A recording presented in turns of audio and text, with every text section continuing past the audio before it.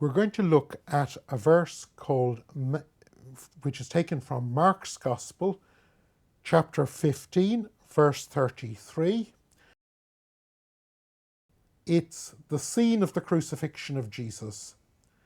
It's the classic scene of darkness covering the whole earth, and Jesus is on the cross, and it's a scene that has been in umpteen pictures, the darkness all around, and it's copied by Matthew in 27:5, and it's copied by Luke in 23:44, and this is the verse.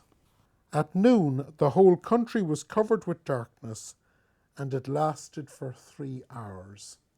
Now, most people have seen this as just a straightforward historical thing. There was and so every year someone tries to find an eclipse or some great cloud or a volcano that has emitted ash.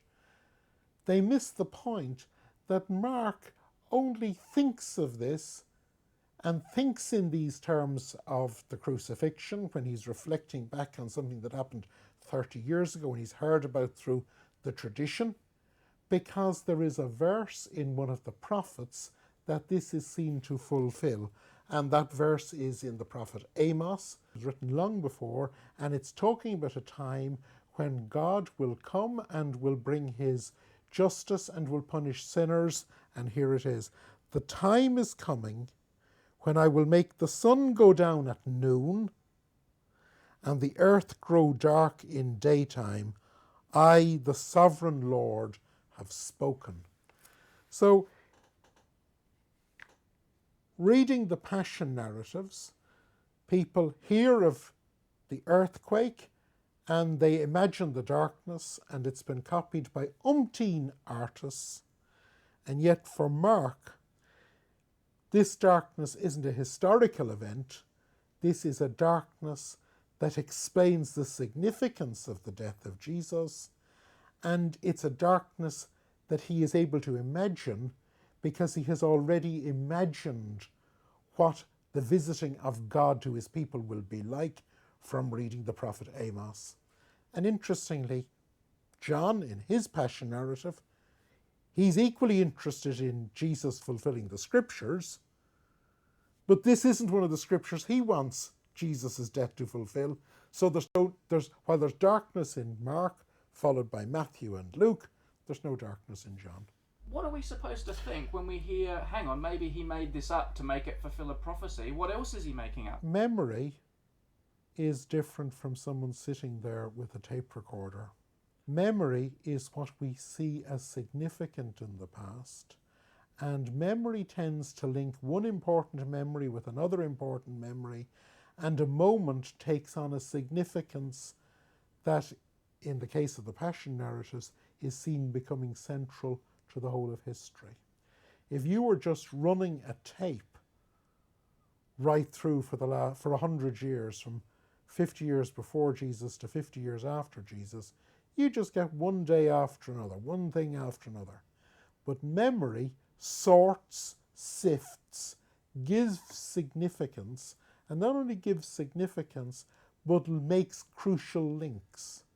And so the memory is actually different to what you would see if you had been there with your video camera. So imagination is what says, why is this not just one more crucifixion outside Jerusalem? What separates the crucifixion of Jesus from the crucifixion of two other thieves that took place? That's for Mark, 3 of them, it was a job lot of 3 done on the same day. Now, what separates the death of one of these people, Jesus, from all the other people that the Romans are crucifying, or indeed the other 2 that were crucified that day? It's because it makes sense to him in terms of the richness of his own memory.